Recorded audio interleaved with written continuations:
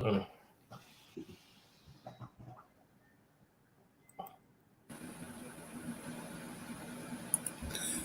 This is a presentation of Northeast Streaming Sports.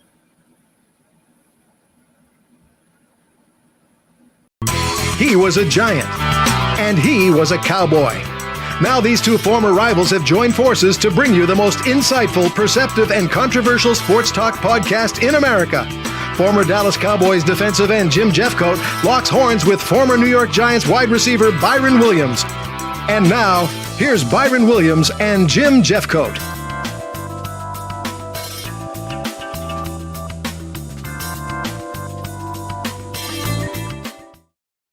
Good evening, Byron. How you doing, Jim? I am doing great.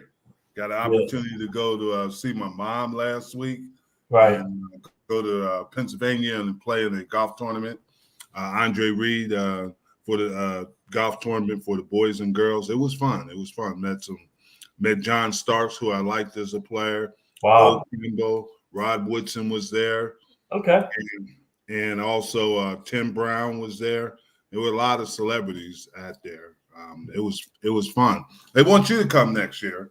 Well, man, put my head in that. I would just love to come up there and hit me a ball or two. Yeah. And Sean Ledetta was there. Oh yeah. Wow. Yeah, but I told him you're not that good, but you'll well, be.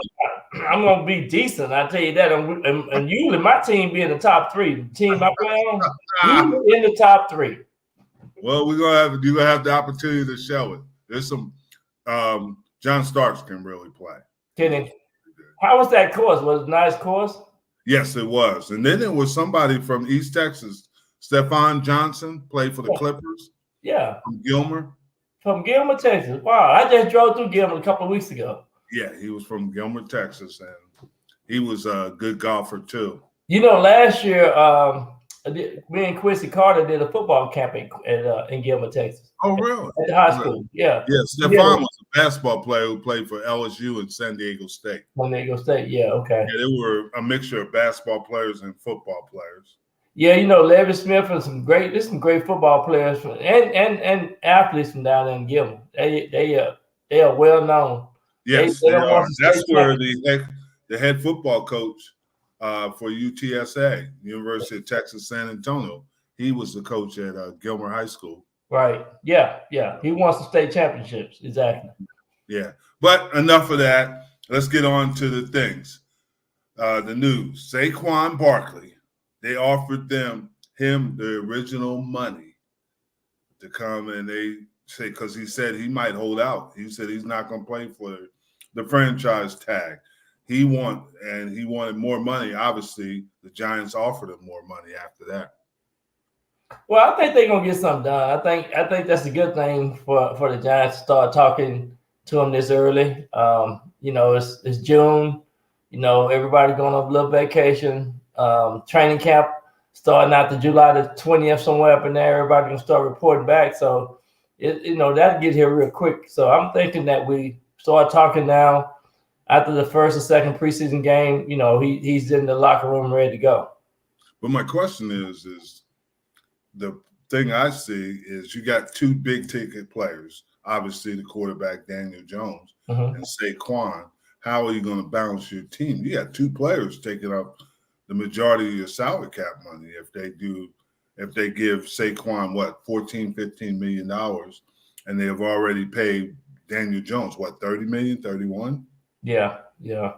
He gets the bucket of his money starting the second year, not this year, but a lot of next year, second year. But yeah, I just think you have to get those players locked in. I mean, if you serious about taking a run at it, you have to get those players, signed. So that's the majority of your offense. I mean, Saquon is, he's the magic portion to that offense. Yes. And then the next thing is that I found an interesting article. I know you are an LA Chargers fan, and here's something for you to think about as a Chargers fan. I know the Giants are your team, but let me clip my ears out. Okay, go ahead. And the Green Bay Packers, but here are the quarterbacks that the Chargers beat, the LA Chargers beat last year. Davis Mills. So that would be Tennessee. I mean, not Tennessee, but Houston Texans. Houston Texans. So not very good. Marcus Mariota, he quit on his team, Atlanta Falcons. Correct? You're right. So far, so good. Jacoby Brissett, he was playing in Deshaun Watson's place. He was in Cleveland. And now he's a backup for the Washington Commanders. He's a good backup. He's a good backup. Baker Mayfield. He played at that time. He was playing for he might have been playing for Carolina. Correct? Yeah, he played for the Panthers then, I think. Carolina. Nick Foles. Nick Foles was with the Colts. Super Bowl winner. Super Bowl winner, but he wasn't a Super Bowl winner at that time. Russell Wilson. Denver Russell Wilson took a year off last year, but I think he was at the game of the night. I think he's looking good. He lost about 20 pounds. Ryan Tannehill, Tennessee, which was a good team. And Ryan do a good job. I mean, he does a good job, and he's been very successful in Tennessee, to be honest with you. Yeah. Kyler Murray. We know the issues that Kyler had last year. He was talking contract. During that time, he was talking contract. Go ahead. Oh, whatever. Derek Carr. Las Vegas Raiders. Hey, let me tell you something. A lot of people don't know this.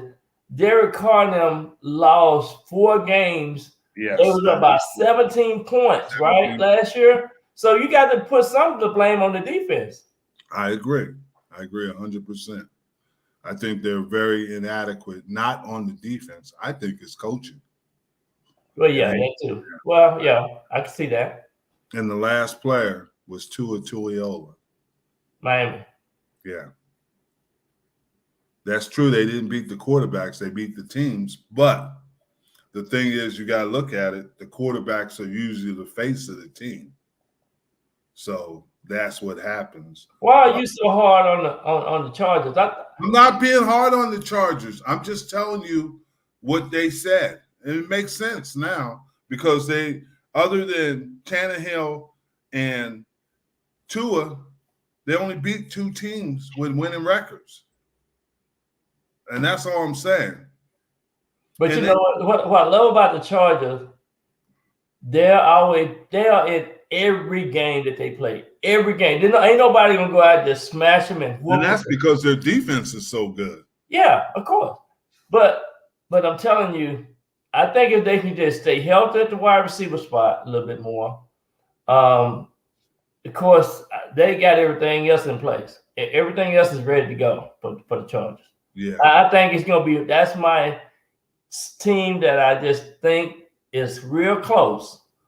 The last 2 years, they've been real close. I think this year they're going to get it right. Well, they're another team that's on the clock with the head coach, and it's not negative. There are going to be certain teams that are going to be on the clock, and you always have the surprise team. But You're right. If they don't win this year, yeah, there's a possibility that there's going to be a coaching change. Absolutely. I can see that happening. So that's what's going to happen because you got a guy that you're about to pay a lot of money in Justin Herbert. And, you know, we all know about the Austin Eckler, although he did get some money and incentives. But you got to win this year. You got to win there. And they have enough talent to win. I'm just showing you some things. They beat 2 teams that were playoff teams. And they're going to have to do better than that, obviously, in the AFC West because you got to play Kansas City twice. Yep. And you got to play Kansas City. You got to play Denver twice. That's a tough division. The Raiders too. The Raiders is not going to be a pushover. Yeah. So, you know what I love about this season coming up is that it's going to be some surprises, but yet it's going to be some games that are going to be real close. Yeah. Of teams not quite getting what they need to be. Exactly. And you know what? This is what I looked at today. I looked at the Rams, okay? Nobody talking about the Rams, okay? Mm-hmm. Rams got a great coach. Cooper Rush, if he can stay healthy, and Matthew Stafford, if they can stay healthy, both of those guys last year missed 8 games. Both of these guys missed 8 games. But when they're healthy, they have one of the best offensive line. And that's a key component, the offensive line. And that's why Cooper Rush, he was number one in almost every year before last they won the Super Bowl. He was number one in mostly every category. Mm-hmm. And I'm thinking too, okay, they got the Seahawks first game. Then they got the 49ers. Then they got the Bengals. Whew. Then they got the Colts. Then they got the Eagles. Then they got the Cardinals, the Steelers, the Cowboys, and the Green Bay Packers. And then after they have a bye week, then they got the Seahawks, which is in the division, the Cardinals. They play Cleveland. They play Baltimore. They play Washington, the Saints, the Giants, and the last game of the season is the 49ers. Now, they can easily be 7-10, but they also can be 10-7. Just looking at the record, if they can stay healthy. And I think whenever a team go to the Super Bowl and had those injuries that they had last year, you got to look out for that team. So I'm thinking the Rams, the two LA teams, are going to be probably surprising a lot of people this year in the NFL. Well, first of all, I'm glad you have optimism about the Rams, but the Rams are going to be 3-14. And 3-14? Yep. Matthew Stafford was good on a losing team when he was at Detroit. Yes, he won the Super Bowl the first year he went there.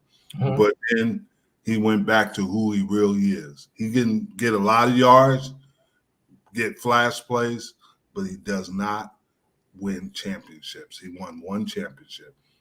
And now in there, Aaron Donald has got one, and this is the most dangerous thing, and he's going to be a Hall of Famer, but he's got one step out of the door because he is not as intense. He wasn't as intense as he was in the previous years last year. He didn't play like the Aaron Donald we saw when they were winning. He was just really double team almost every play though, Jim. Oh, come on. He was double teamed the year they won the Super Bowl. He's going to be double teamed. But I think injuries just snagged him in the butt too. I think he had a lot of injuries. He didn't even come to their minicamp. He was excused from it. I'm just telling you. Okay. I don't foresee the Rams doing anything. Speaking of that, did you realize Kroenke, the owner of the Rams, has won the Super Bowl? He's won the Stanley Cup. He's won the NBA championship, and he's won the world professional soccer. And that things. He's won all those trophies. That means he's doing something right. He got some good people in places, in the right places. Yeah, but I just can't see. I think the Chargers got more upside than the Rams. Yeah, I agree with that. I was just looking at a few things that they talked about. They brought up this week about the Rams, and I think if they can just stay healthy, because one of the things that the Rams have that a lot of teams don't have, they have some of the best offensive linemen there is. Yeah, that was another issue. Their health was a question mark. Yeah. The team that's going to be successful, the teams are the ones that can stay healthy, because there are, like, just for example, the New York Jets just lost their starting safety for the year with an ACL. And you see it all, and I don't understand it, but all around the league, these players are getting hurt. They get hurt in the offseason. And that was, when we played, that was very unusual. Yeah, are they overtraining? Are they doing the wrong thing? And you can't even hit anymore. I just think it's something in the offseason that these teams better start looking at, because whenever you lose your star players in the offseason like they have, you get an Achilles or you get an ACL, that means you got to start, something's wrong with that. I think, too, that even the way they warming up, either what they're doing in the offseason, or they're not lifting enough, leg extension or something, it's not in place. And I think, the strength of the ligaments is not where it should be. But and that's a good point that you bring up. When we were playing, you started off-season training at the beginning of March. Oh yeah, no doubt. Most teams don't start until April now. And then all these players usually go to a private trainer or a personal trainer, and that whatever you want to call it, and train before they go to team weightlifting. Now, some of these guys are good, but some of these trainers don't understand how a football player's preparation. They say they do. You can't train him. You got to train a football player different. It's absolutely different. And another thing too, it's a mental thing. Yes. You got to get a mental preparation for a football player to get ready to this level that they need to be in the National Football League. Yeah. So, and I think that's a little bit of it. And they might, honestly, they say they're not, but I think they're overtraining because your body has to recover. And now you're seeing a lot of guys that train basically all year round. Yeah, I think their body just don't have time to rest and recover. You got to have some recovery time in there. Mm-hmm. So that's just, and there's, I can say it could be a positive or a negative depending on the player.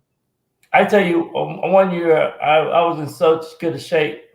We had to run 8 200s, and all of them. I had to run all mine under 28. But the last one I ran in 22 seconds. Mm-hmm. That's the kind of shape I was in, and you only get a minute rest in between. Yeah, so, I know.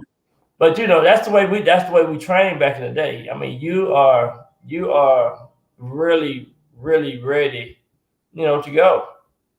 Yeah, and also I think the physical part of it helps you too. And they don't have that, the 2 days to get your body physically prepared for the grind, but you shouldn't have to worry about that. But if you remember, when we played in minicamp, we had 2 practices a day. And then you're gonna have live scrimmage in that practice. Yeah. And you didn't go full speed, huh? You didn't even have full pads on in minicamp, and you still were going full speed. I'm telling you, man, it's a whole different case scenario. When you go full speed, when you go half speed, or when you do walkthroughs, or when you just go with helmets and then shorts, I don't care what nobody says, it's not the same. Yeah. And now, also in Giant news, Bill Parcells showed up at their practice today. That was good. Give them some motivation. That's good. That's what we need. Now, Bill Parcells hasn't been out in a while, so that right there goes to show you that we gonna be the team to watch. Go blue. Yeah, you are gonna watch the Giants. They're gonna be watching the Cowboys take control of the division. You're right. They're gonna be watching them take control. What that say? Everybody know them. What does that? It says "Go Little Giants," but they did. They were going last year. What happened? Don't never put the adjective in front of the Giant name. Don't never do that. Go Giants. Go G's. Go G-Men. Go Little Giants. But they are going to be better. But every team in the division is better. Yeah, absolutely. And the good thing about it, it was the team did some good off-season signing. And but then you know what it's gonna come down to? It's gonna come down to coaching. Yeah, it is. And I agree. I think you can't be a head coach and then try to come in and call your plays. You better. So I think Dallas gonna be overwhelmed with some of the things. So if Mike McCarthy don't get a good start, he's gonna be fired in the middle of the season. I think he won't be fired in the middle, but at the end of it, toward the end, he might be fired, and they'll let Dan Quinn. But I don't think Dan Quinn is going to be the permanent coach. Well, last week they were talking about Dan Quinn calling the defense against Mike McCarthy's offense in practice in OTAs here in Dallas, and they were saying that Dan Quinn right now, like he got the upper hand for us, stopping the offense or whatever. But it could be either way. You really don't get a real sense of what a game feeling going on in the off season anyway. You don't. In other NFL news, They're saying that Dalvin Cook wants near what he made with the Minnesota Vikings, which was $10.5 million. Most teams are offering about $5 million. What? Yeah. So that's a thing that's going to be a thing. The Cowboys got $10.5 million with releasing Zeke, so we can get. They should have went on pay Zeke that money instead of Dalvin Cook right now at this point in their careers. Man, you want Zeke there because he just can keep feeding the crowd. Oh, whatever. You don't want to see Dalvin Cook want to go back to Miami. He want to go back to Miami.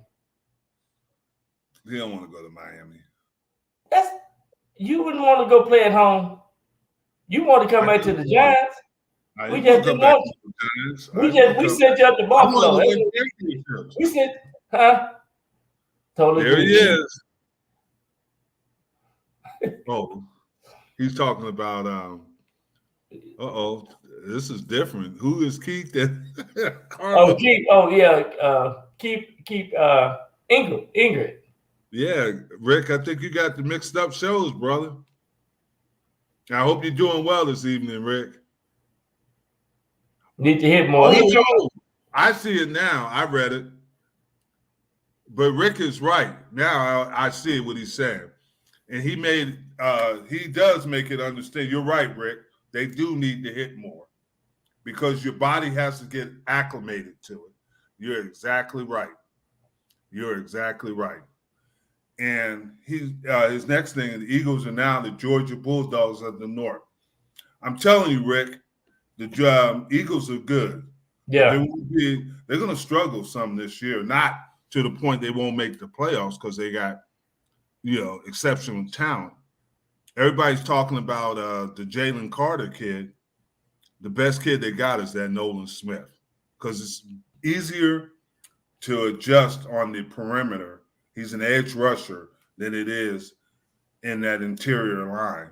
And I think he's going to make an impact, Nolan Smith. He can really run, too. Yeah, he's going to be good. He's going to be good. Von Miller has that pass rushes symposium, and Smith went to that, and he's learning from some of the best. Right. And the good thing about Georgia players, they NFL ready. Yeah. So, yeah, I would agree. I think they NFL ready. But there's also a learning curve. Absolutely. A lot of things that they haven't seen. A lot of things they hadn't seen, and a lot of speed they hadn't seen. They hadn't seen that everybody that step on that field is good. Yeah. It was interesting at the golf tournament that I told you I went to for Andre Reed. Ernie Mills was there. Okay. Ernie Mills coached college football, and he was a great receiver for the Pittsburgh Steelers. He ended his career in Dallas. His last 2 years were in Dallas. I remember Ernie. And he said about Anthony Richardson, he said he's a hard worker. He's very teachable. Mm-hmm. But he said the problem with having Anthony Richardson, he hasn't played that much. He doesn't have that much game time. Yeah. And he said that's going to be a detriment to him because there's a lot he's got to learn. A lot going to be coming at it too. Yeah.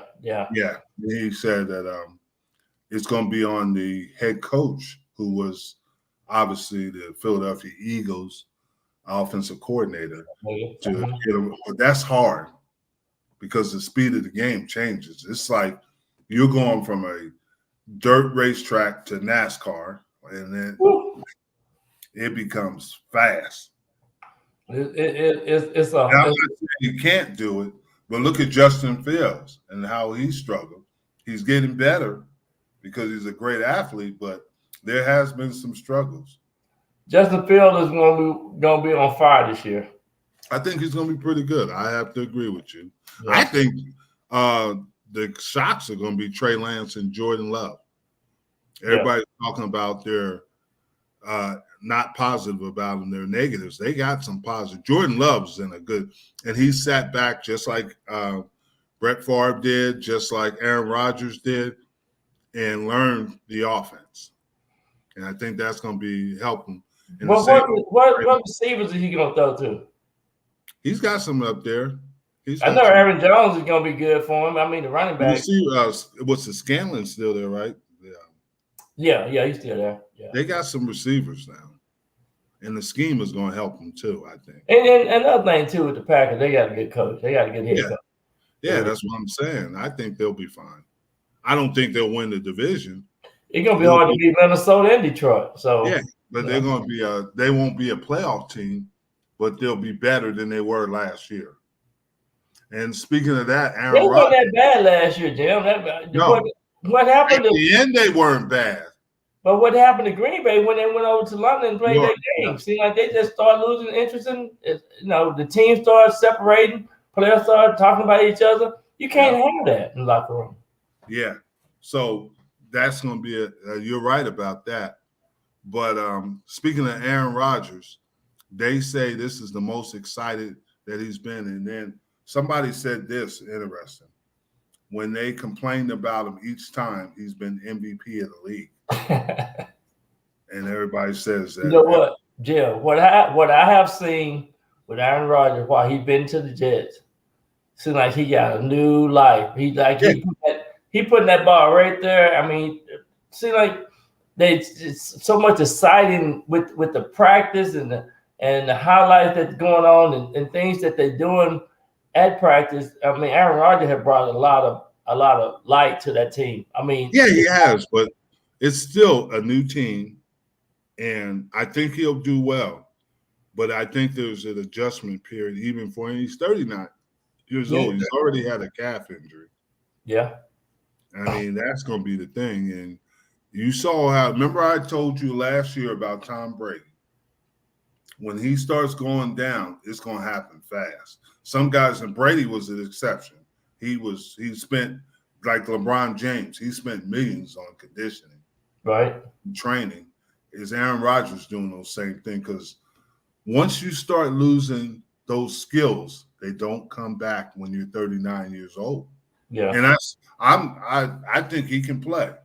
It's kind of like a light dimming out, dimming. Exactly. Because the years of punishment catch you.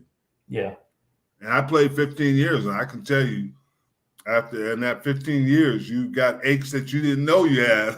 Well, the good thing about you, Jim, you end up cutting all your hair off, and so your head always shining. That's the good thing. I'm about to hit you with this during. Some people that are listening tonight don't appreciate you talking about my hair. No, I just said, 15 years, man. That's a lot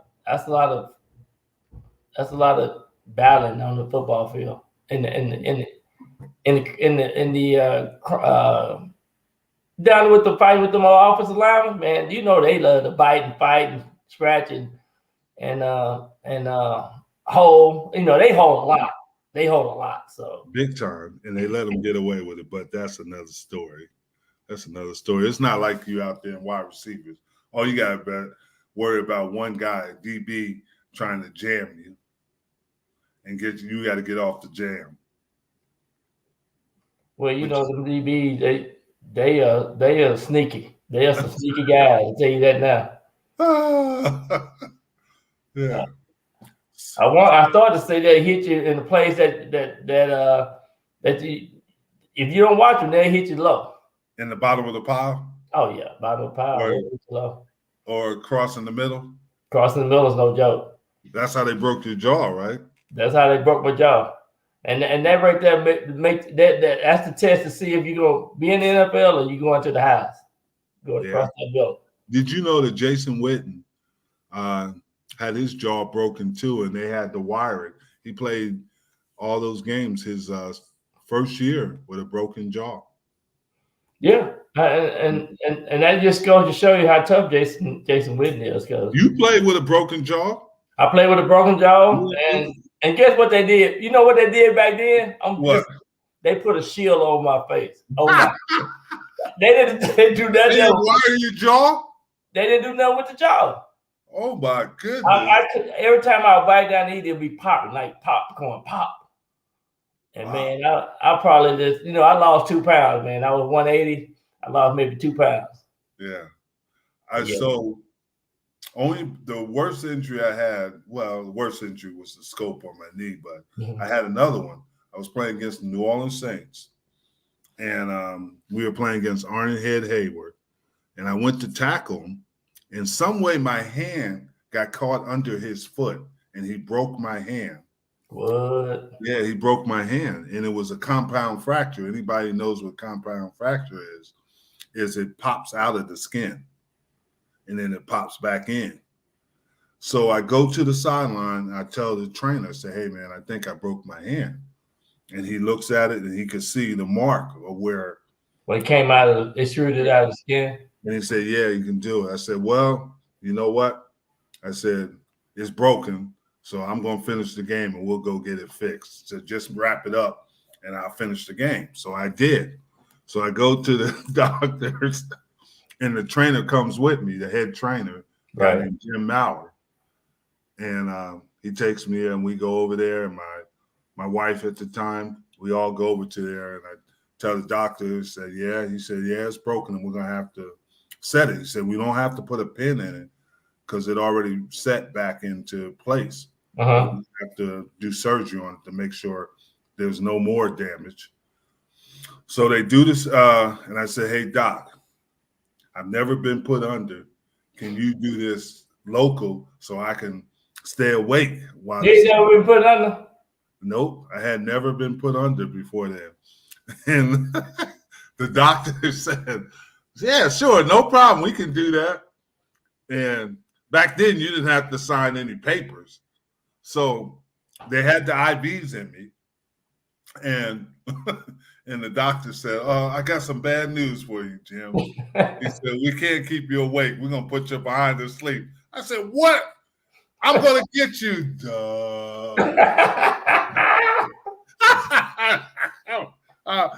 They said I woke up when I came out of surgery looking for the doctor because I was going to get him. You know how you come woozy out of surgery. That's crazy, man. So why you didn't want to go? Why you didn't want him to put you under?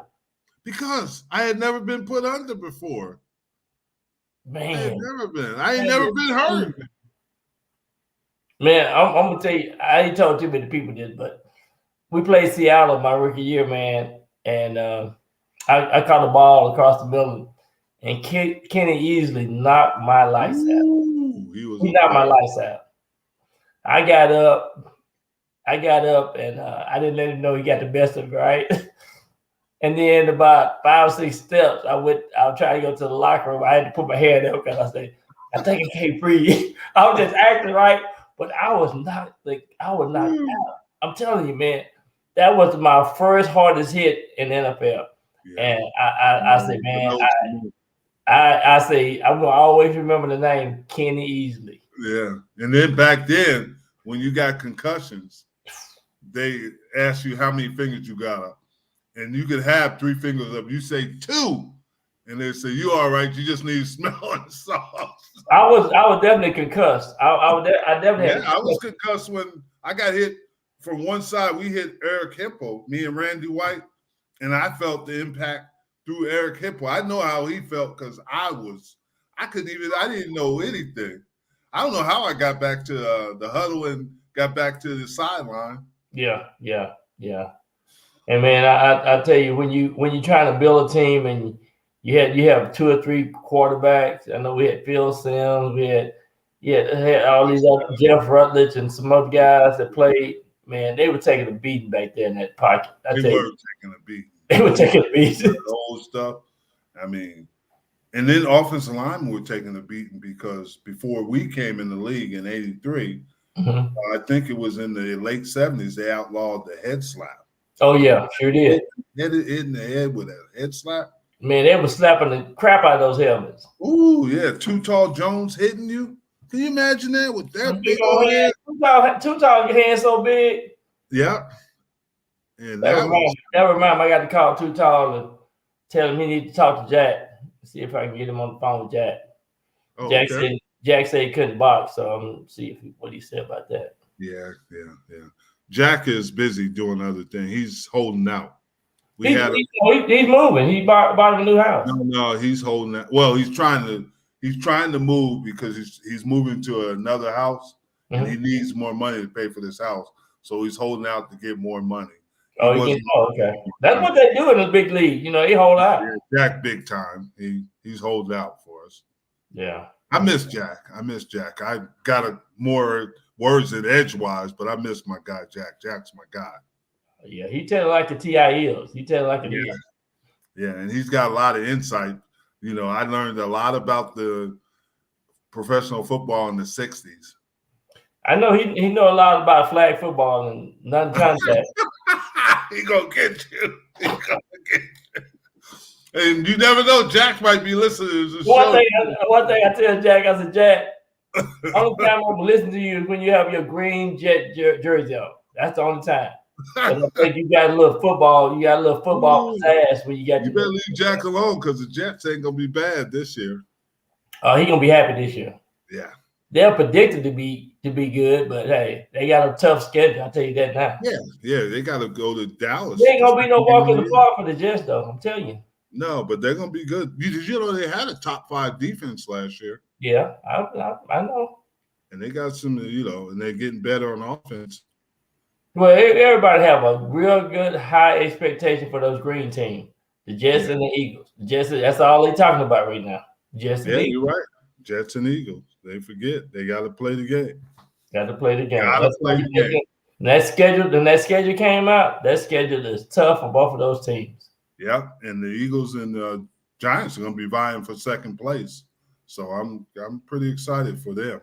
Shoot. And the Cowboys and the Washington Commandos gonna be vying for the last place. No, the Cowboys will win the division, but are you serious? The Commanders are going to be better. Are you serious? Yeah, I know. I think you got a brain for it. You know why we're going to win the division? We getting Dalvin Cook. Dalvin Cook he's like everybody else. He wants to be a Cowboy.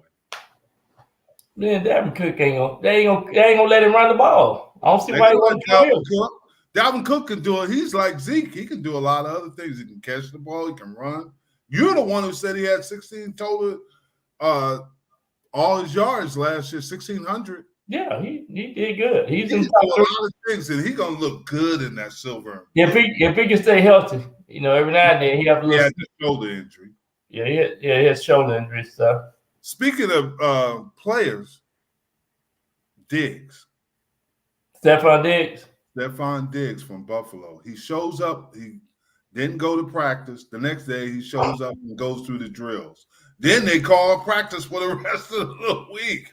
What's going on, man? You're a receiver. Tell me the scoop. Well, he just trying to get in the position of where he get that next contract or something like that. That's all. But he signed the contract last year. He want a little attention. That's it. He want a little attention. Do you think he's a diva? He could be, yeah. But he just got a new contract last year. Sometimes, players do certain things just to get the attention that they need. So he just letting them know that he's still the number one receiver on that team. Yeah, because they have been talking about getting DeAndre Hopkins. Yeah, that's what they're talking about. And that might not be sitting well. That might not be sitting with him because he know that, I just think it's all about chemistry with the wide receivers. And if it ain't broke, don't fix it. So, just see if you can make these guys happy, because players don't realize this game is a short-term game. And it's all about timing, chemistry, and it's about making sure that you stay healthy. And you once you get out there on that island by yourself, it can be lonely. Yeah, it can be. Speaking of DeAndre Hopkins, he took a visit, obviously, to Tennessee Titans. Mm-hmm. But next visit is which is shocking, is to the New England Patriots. I told you that. You did tell me that. I didn't listen to you, but you were right. Well, you got to look at the team that got some money to pay him, because he looking at that too. Even though he talking about he want to go to a team that go into the playoffs and have a chance to win the Super Bowl, but he also looking at the team that can pay him the money that he needs, the money that he wants. And they said that Matt Jones right now is distancing himself from Billy Zappi, the second string quarterback. They said he's distancing himself from him. I don't know what that means, but I know that that's not going to be good for team unity. No, they're saying that Matt Jones is the guy. Oh, yeah. They're saying that he's guy, and he's showing it and proving that he's a better player than Zappi. Oh, yeah. Yeah, Zappi. That's all I'm saying. I think Zappi needs about another year or so. I mean, Zappi's good, though. Zappi, he showed that he's probably going to be like Jimmy G and some of the other quarterbacks. They're probably going to trade him. Yeah. Probably trade him after this season. Well, the focus that Matt Jones needs to do is just stay healthy and make sure he's on that football field. Because if he's not on that football field, Zach is gonna come in and do some things. I can tell you that now. Yeah, I agree. Great. Now let's turn the page. The Golden Knights of Las Vegas won the championship. They beat the Florida Panthers 5-1 in hockey.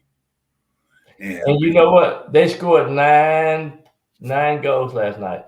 Yes. One of the highest numbers in the championship. Yeah. And somebody, a person that we know very well, was asking why were they throwing squids on the ice, Well, when you get hat tricks, they throw hats and squids on there. And that's just a part of hockey. The Knights had an advantage because they did the expansion draft and they changed it because of the Knights. They got some of the best players, second-rate players, not the numbers. You can only protect so many, and the Knights really used the system to become successful.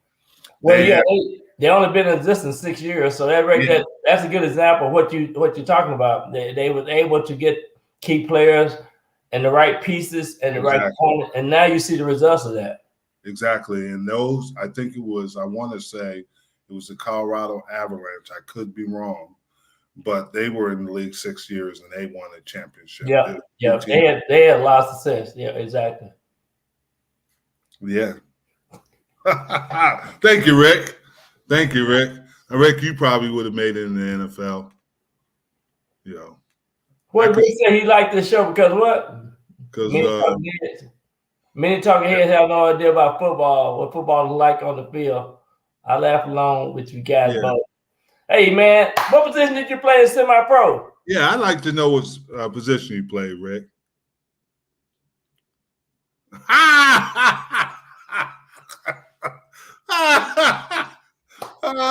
Hey, Jack is yeah,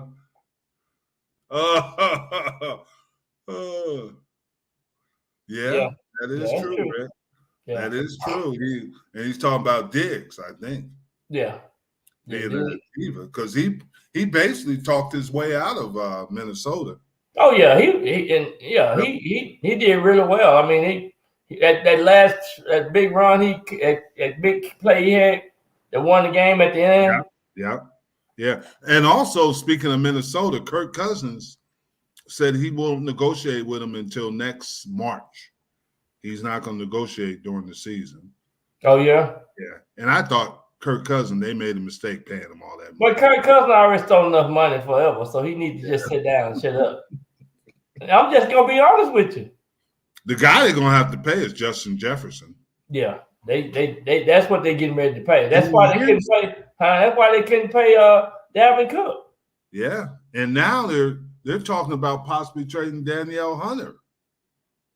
And he was one of the best. He had 10.5 sacks. He was one of the best pass rushers in the league. Absolutely. That defense played well last year. That's what kept him in the games. Yeah. In the Vikings. Yeah, I agree. They had some issues, though, like all teams do. But for the most part, they played pretty well. Yeah.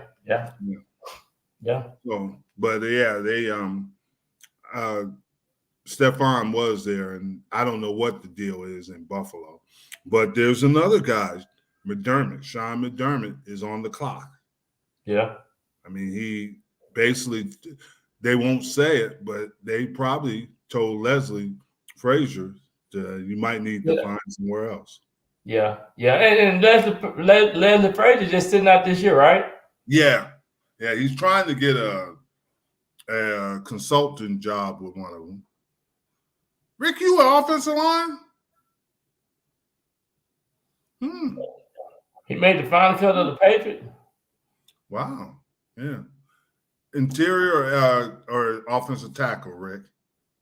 Man, I'm looking at Rick picture, man. Like that's what I was looking at. He like he about 180, man. You got to be like you got to be 260 plus, man, on the offensive line. Yeah, well, shoot, Rick probably, he got some muscles. Yeah, he probably started. Rick probably after football, got into aerobics or something. Jim 6'6", and I'm 6'4".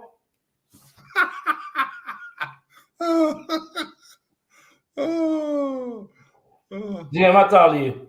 I'm 6'5". Okay. I'm the same height as Bo Kimball and John Starks. Oh yeah, John Starks, man. That's a bad boy there. That was, I told him, I said, man, I loved watching you play. I love when you and Reggie Miller got into it. Oh yeah. They would get into it too. I that's right. He is 6'5", but he's just real petite. Yeah, he's not. He's put together pretty good. We were working out in the workout room down out in Pennsylvania, and he's put together pretty good. But he works for the Knicks. He works for the New York Knicks. Yeah. Man, I need to call up there and tell him, give me some tickets, man. He better remember my name. He better remember my name. He better recognize. What's going on? But yeah, no, Bo Kimball, as we all remember, he was Loyola Marymount with Hank Gathers. And when Hank had a heart attack, he was the one who was taken left. And he was a first-round draft choice. Bo Kimball. Yeah, he was a I remember Bo Campbell. Yeah. So they were there. Rod Woodson, obviously, and guys. 260. Rick, you're a lean 260, bro. I'm sure. I hear you, Rick. I need to know what you've been doing. Pulling guard, baby. He was a pulling guard. Rick might have knocked me out. Yeah, he would have came across there and caught you. I would never saw him coming. He would have trapped me. Like he's pretty fast. Rick, like he has the speed, man. Yeah, Rick does look like he got his arm folded. When you get your arm folded, you're showing your biceps. Yeah, and I don't think Jack want to mess with Rick. I think he want to leave Jack. He want to leave Rick alone. He didn't know that Rick was an offensive lineman. Man, we were talking about a couple of weeks ago. Jack got up to go use the bathroom. He had them shorts, them little legs were white all over us. We got to get off of Jack. Jack, I'm not saying this. Jack, I ain't messing with you because you're going to come back and you're going to get. That's why Jack needed to come. Yeah, I told you. Jack was coming in. Jack, your guy, Byron, was tearing you up, and I was trying to defend you. Jack said Rick would cover ball in high school, too.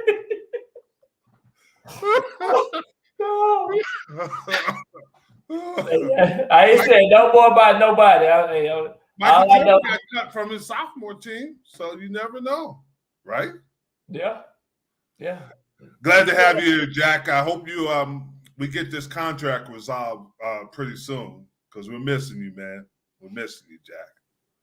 Thanks, Jack, for that comment. We need that comment.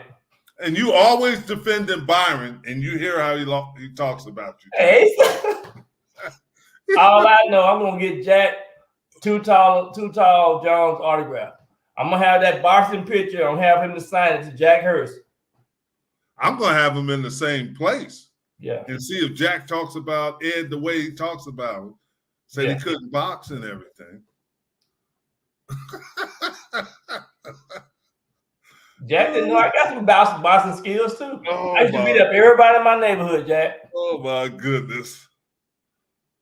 Oh, he said, your NBA stuff. That's where we're going next. The Denver, and then you still defended him, Jack. I was being nice to you, talking about how the Jets are going to be better this year. How you got a team now, And then you're gonna shoot. Oh my goodness, Jack! I'm through with you. I'm through with you, Jack. Jack know I'm always for him. You just be putting on. Oh, whatever.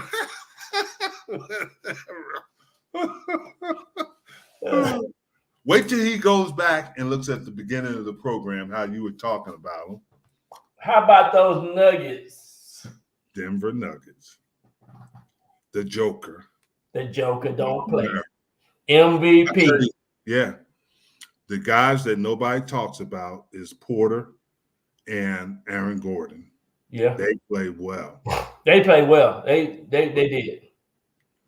Oh, yeah. My goodness. Stephon Diggs is a team guy. You're right, Jack. Stephon Diggs is a team guy. He is not. He's a diva, just like Byron. Yeah, all these receivers are divas. He'll a little diva though. He got to give him this diva title because he want that ball. Yeah, anytime a player come off the field and tell Josh Allen, that means, yeah. Jack and Rick about to get into it. Jack, I'll be looking for you at the turning stone. Jack don't do that. Jack is not a physical guy, Rick. He's a guy. There's nothing wrong with the win. But sometimes if you're double covered, Jack, you're gonna throw the ball into double coverage.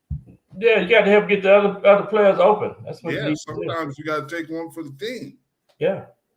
And I understand receivers want the ball, but sometimes they can't get the ball to you.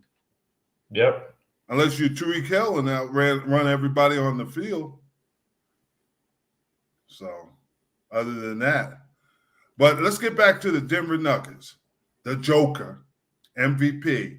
He is the lowest drafted player to ever win the MVP. Did you know that? He was the 41st pick in the NBA draft.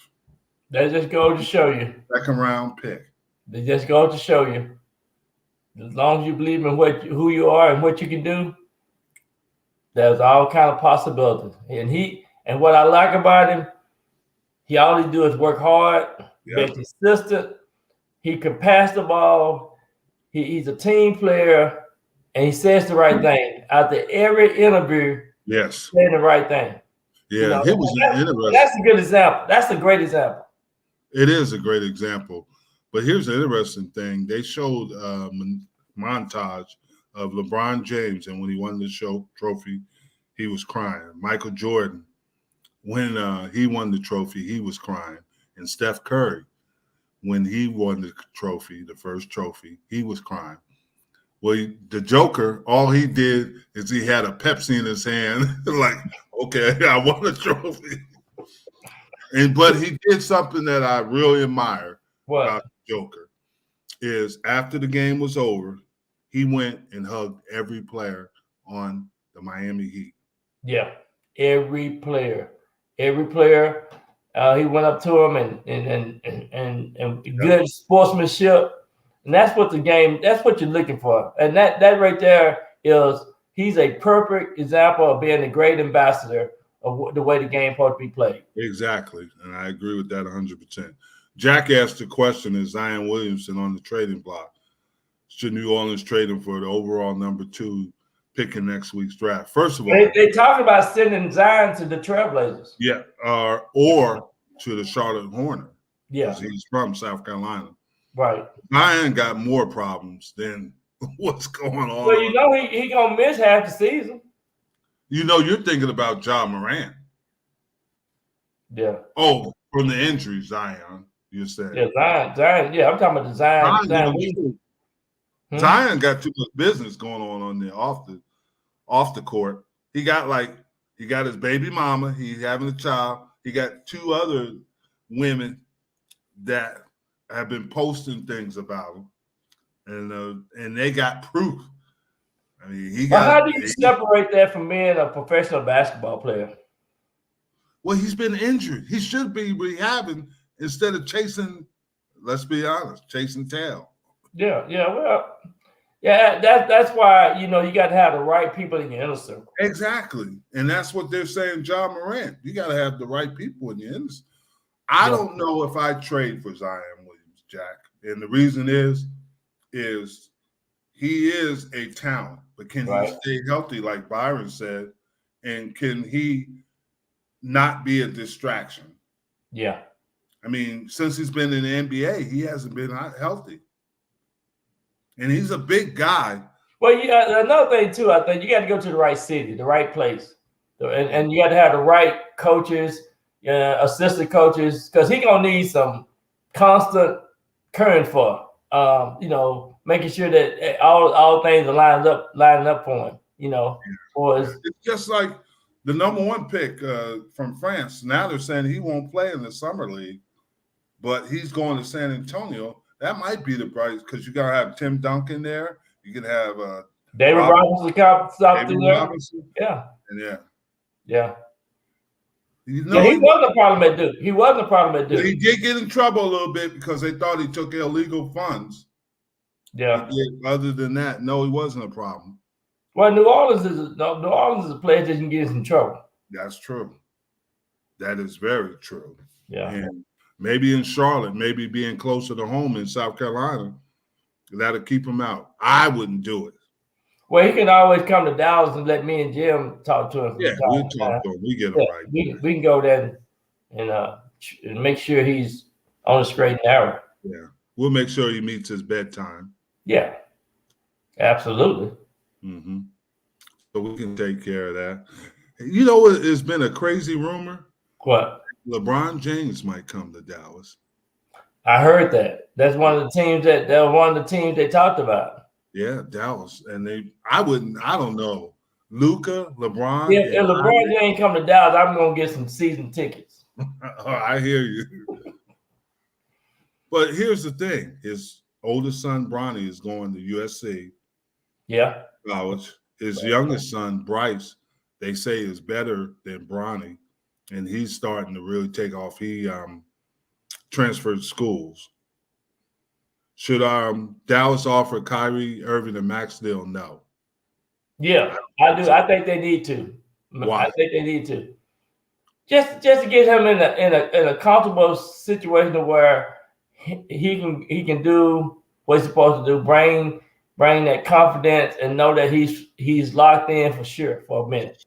I don't think so.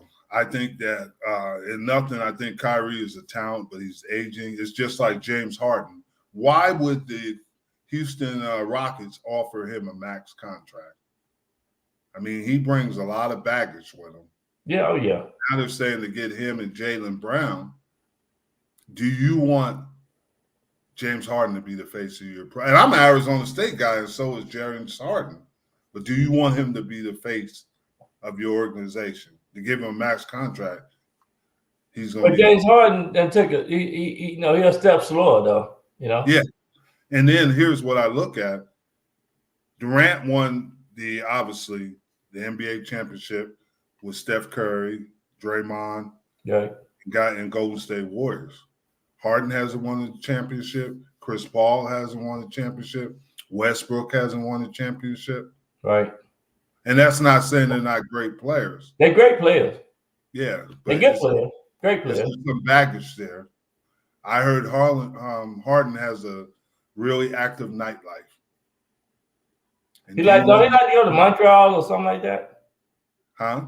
Do he go to? I heard he go to some city, and hang out quite a bit. So yeah, I don't know. That too. I thought it was Vegas.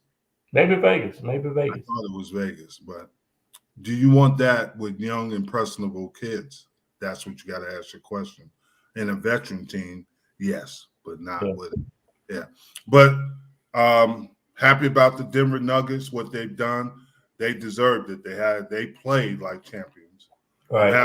I thought Jimmy Butler played well, and I thought Bam Adebayo showed that he can play.